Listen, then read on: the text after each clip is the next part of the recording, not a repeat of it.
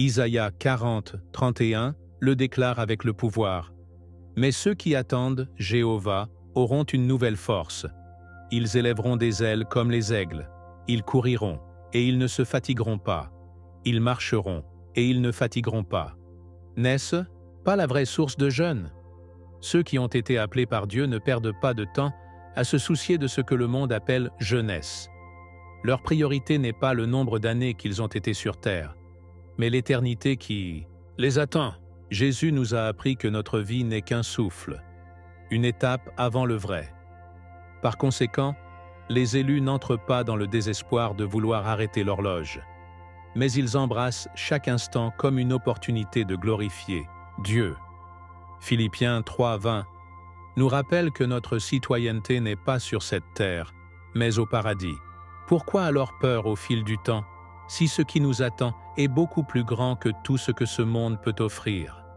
Et donc, tandis que d'autres sont en détresse par l'âge, les élus marchent dans une paix qui déroute le monde. Ils ne vivent pas en comptant les années, mais multipliant leur impact spirituel. Et c'est la grande différence. Ils ne craignent pas le temps, car ils savent qu'en Christ, la mort eux-mêmes a été vaincue. Alors que le monde cherche désespérément un élixir de la jeunesse, ils savent que la véritable source de la vie éternelle n'est qu'en Jésus. Mais qu'est-ce qui distingue les plus les autres des autres? Il y a une clé encore plus puissante qui les maintient vibrants et pleins d'énergie. Lorsque vous voyez les élus, il y a quelque chose qui les fait mettre en évidence. Ce n'est pas seulement sa jeune apparence, mais l'énergie vibrante qui rayonne. Peu importe combien d'années ont, leur présence est magnétique, leur vitalité est contagieuse. Mais d'où vient cette énergie? La réponse est à votre connexion avec le divin. Ils ne dépendent pas uniquement de la nourriture physique, car ils savent qu'il y a un pain beaucoup plus puissant qui nourrit l'esprit. Jésus l'a clairement indiqué dans Matthieu 4. Non seulement du pain vivra l'homme, mais de chaque mot qui sort de la bouche de Dieu. La clé de sa vitalité n'est pas dans les suppléments, les régimes de mode ou les formules humaines, mais dans la nourriture spirituelle. Ils reçoivent quotidiennement en étant en communion avec Dieu. Les élus comprennent que la présence de Dieu est la véritable source de vie. Moïse était sur le mont Sinaï 40 jours sans manger ni boire, mais son visage brillait quand il est descendu. Exode 34, 29. Comment est-ce possible? Parce que lorsque quelqu'un est en relation avec le Créateur, son énergie ne vient pas de la terreuse, mais du céleste. Alors que beaucoup cherchent à recharger leur énergie dans les distractions temporelles, ils recherchent Dieu. Alors que d'autres perdent leur vitalité dans les préoccupations et les angoisses, les élus trouvent leur plus grande force dans la prière et le culte. Isaïe 26, 3 le confirme. Vous garderez une paix totale à celle dont la pensée en vous persévère, car en vous, il a fait confiance. La vraie paix apporte avec elle une énergie surnaturelle. Et c'est que le lien avec Dieu renouvelle les forces de manière inexplicable pour le monde. Lorsque les autres s'usent pour le stress, la pression et les efforts de la vie, les élus restent fermes. Ils savent que l'énergie de l'homme s'épuise, mais celle de Dieu est inépuisable. Dans Actes 3, 19, on nous dit « Cela vient du Seigneur, des moments de rafraîchissement. » Il ne s'agit pas de moments simples de repos, mais d'un renouvellement profond de l'esprit. Par conséquent, lorsque les autres se sentent épuisés par le fardeau de la vie, les élus sont renforcés en présence de Dieu. Ils ne cherchent pas désespérément à échapper à la réalité, car ils savent qu'en Christ, ils trouvent la force pour y faire face. C'est pourquoi le monde ne peut pas les comprendre. Ils ne vieillissent pas comme les autres. Ils ne fatiguent pas comme les autres. Alors que d'autres ont flétri au fil des ans, ils fleurissent. La Bible dit dans le psaume 92, 12, 14 « Les justes s'épanouiront comme le palmier, il grandira en cèdre au Liban. Même dans la vieillesse, ils fructifieront, ils seront vigoureux et verts. » Ils ont découvert un pouvoir dans le présent qui transforme complètement leur façon d'exister. Les élus ont découvert un secret que peu comprennent. Le vrai pouvoir est dans le présent. Ils ne vivent pas ancrés dans le passé ou tourmentés par l'avenir. Ils ont compris que la vie est un cadeau divin qui ne peut être expérimenté que maintenant. Jésus l'a clairement indiqué dans Matthieu 6, 31-4. Donc, ne soyez pas impatients de demain, car demain apportera son empressement. Assez sont propres, mal est suffisant chaque jour. Alors que beaucoup sont consommés par ce qui s'est déjà passé ou déformés par ce qui va arriver, les élus marchent avec une légèreté surnaturelle. Ils ne portent pas le poids des blessures anciennes ou avec l'anxiété de l'inconnu, car ils savent que Dieu est le propriétaire du temps et que sa vie est sûre entre ses mains. Le passé, pour beaucoup, est une prison. Ils vivent liés aux erreurs, aux échecs et aux traumatismes qui les poursuivent comme des ombres. Mais les élus ont compris le pouvoir du pardon et de la rédemption. 2 Corinthiens 5, 17 nous rappelle: « Donc, si quelqu'un est en Christ, une nouvelle créature est. Les vieilles choses se sont produites. Voici tous nouveaux. » Peu importe à quel point votre passé a été sombre, en Dieu, il y a toujours un nouveau départ. Ils ne laissent tout pas les erreurs les définir, car ils savent que leur identité est en Christ et non dans leurs échecs. Ils ont appris à laisser ce qu'ils ne peuvent plus changer et à se concentrer sur ce que Dieu fait dans sa vie aujourd'hui. Mais tout comme ils ne s'accrochent pas au passé, ils ne vivent pas asservis par l'avenir. Ils ne sont pas obsédés par ce qui va arriver ou ce qui pourrait mal tourner. Sa confiance est dans Dieu, pas dans ses plans personnels. Proverbe 3, 5, 6 nous instruit: « Faites confiance à Jéhovah de tout votre cœur, et ne vous reposez pas sur votre propre prudence. Reconnaissez-la sur tous vos chemins, et il redressera vos chemins. » Les élus ne perdent pas de temps à s'inquiéter de ce qui ne s'est pas encore passé. Au lieu de cela, ils donnent leur avenir à Dieu et marchent avec l'assurance qu'il a déjà préparé la voie. Alors que d'autres sont paralysés par la peur de l'inconnu, ils avancent avec courage, sachant que Dieu a un contrôle absolu de son destin. Ce détachement du passé et de l'avenir leur donne une liberté extraordinaire.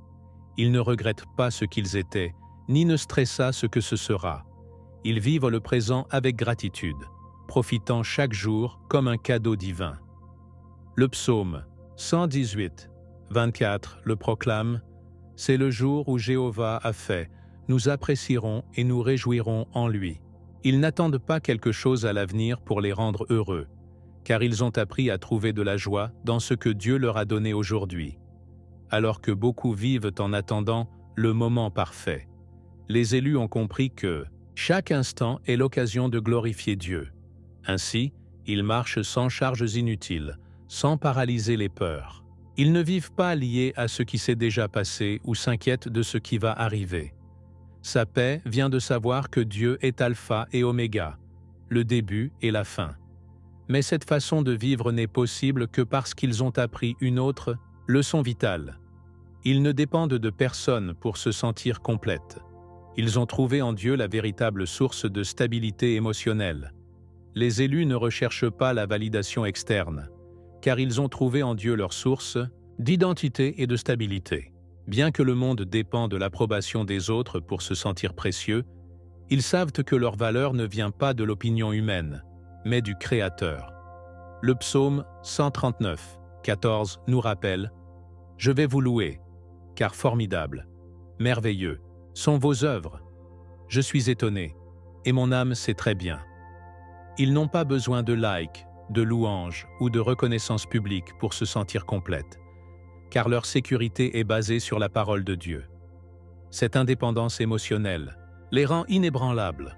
Ils ne vivent pas pour plaire aux hommes, mais pour atteindre le but divin.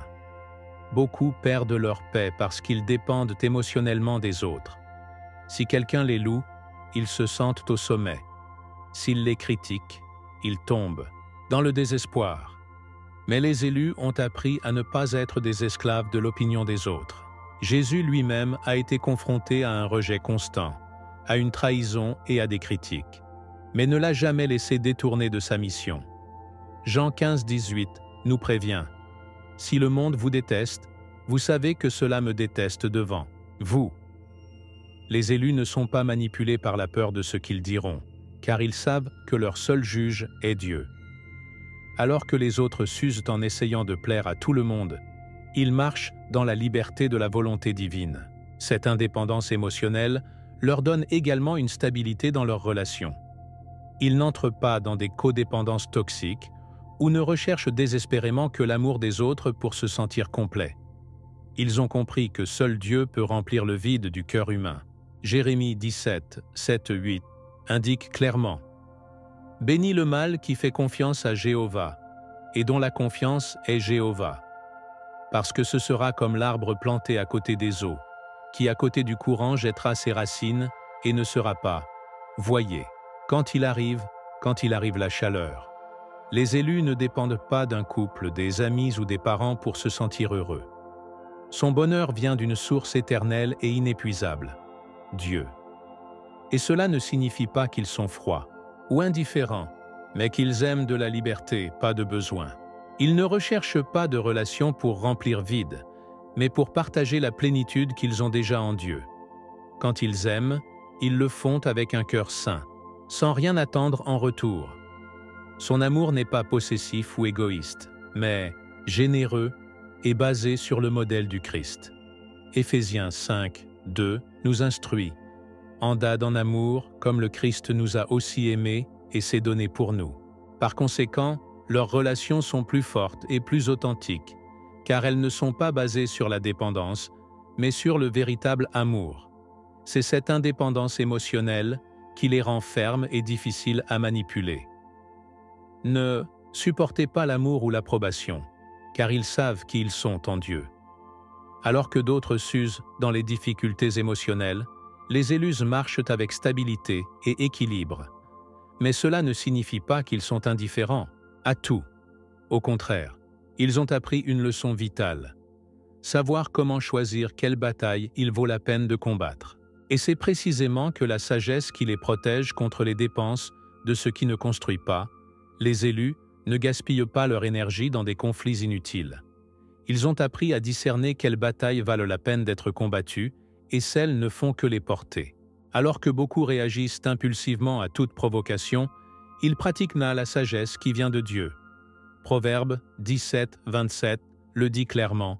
« Celui qui a des connaissances fait référence à ses paroles, et l'homme intelligent reste calme. » Ils ne perdent pas de temps à se disputer avec ceux qui ne veulent pas comprendre, ni répondre aux attaques qu'ils cherchent à provoquer. Son approche est dans ce qui se construit vraiment, dans ce qui les rapproche de Dieu et de son dessein. Jésus lui-même nous a donné l'exemple de cette sagesse. Il n'a pas répondu à chaque accusation. Il n'est pas entré dans des débats dénués de sens. Dans Matthieu 27, 12-14, lorsqu'il a été interrogé par Pilate et à tort accusé, il est resté silencieux. Non pas parce qu'il ne pouvait pas se défendre, mais parce qu'il savait que certaines batailles n'en valent pas la peine. Sa mission était plus grande que toute discussion terrestre. Ainsi, l'acte choisi. Ne dépensez pas de mots dans ce qui n'a pas de fruit. Ils ne sont pas traînés par des discussions inutiles. Son temps et son énergie sont dédiés à ce qui compte vraiment, accomplir la volonté de Dieu. Ils savent que toutes les provocations n'ont pas besoin d'une réponse. L'ennemi cherche à les distraire, à les faire perdre la paix avec des conflits inutiles. Mais ils ont appris la stratégie de discernement. Néhémie 6, 3 le montre clairement. Lorsque ses ennemis ont essayé de le détourner de son but, il a répondu « Je suis occupé dans un grand travail et je ne peux pas y aller. » Il n'a pas été traîné par la manipulation. Il ne lui a pas permis de le sortir de son appel. Les élus appliquent en cette même sagesse. Quand ils voient donc que quelque chose cherche juste à les porter, ils continuent simplement.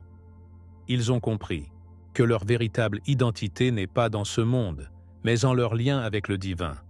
Les élus voient l'aide à leur existence dans une perspective beaucoup plus élevée. Ils savent qu'ils ne sont pas seulement le corps et l'esprit, mais l'esprit. Alors que le monde s'accroche au matériel, ils vivent avec la certitude que leur véritable identité est en Dieu. Colossiens 3, 2 nous instruit. Regardez-la dans les choses ci-dessus, pas celles de la terre. Ils ne se laissent pas attraper pour le temporel, car ils savent que l'Éternel est la seule chose qui compte vraiment. Ils ne vivent pas concernant l'accumulation de marchandises ou la construction d'une réputation terrestre, car leur héritage n'est pas là, mais dans le royaume de Dieu.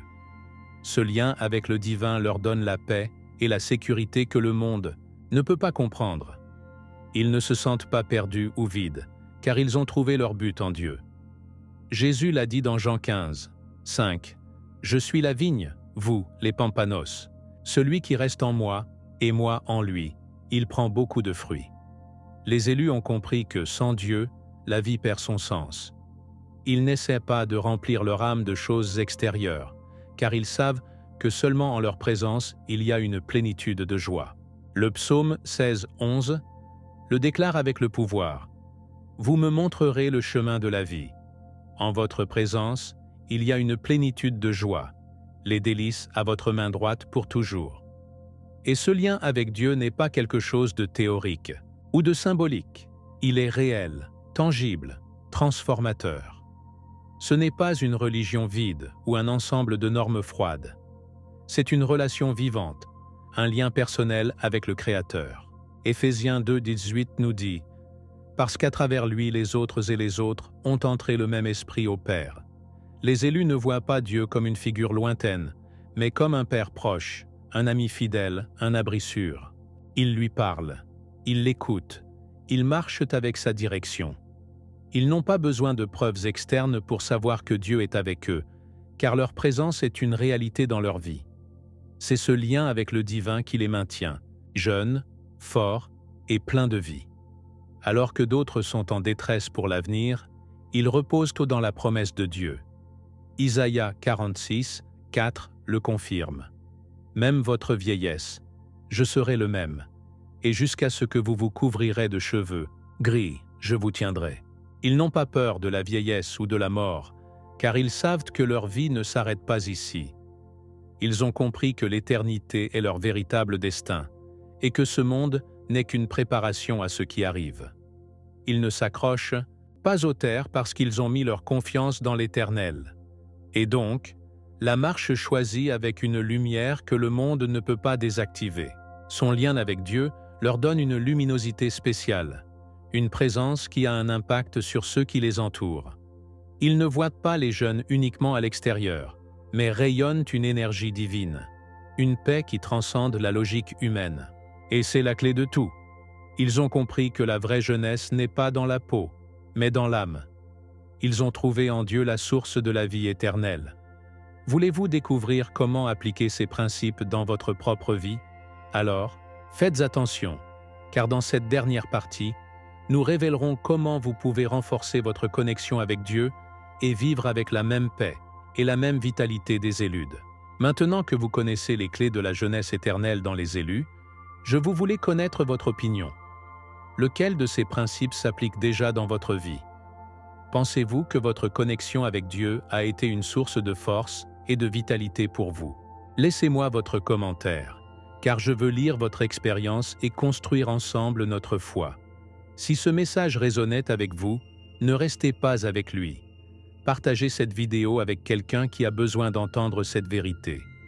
Abonnez-vous à la chaîne et activez les notifications afin de ne pas perdre le contenu suivant qui apportera plus de révélations sur la foi et le but de Dieu dans votre vie. Et si vous voulez continuer à approfondir ce sujet, à l'écran, vous avez une autre vidéo qui vous mènera encore plus loin dans votre croissance spirituelle. Ne le manquez pas.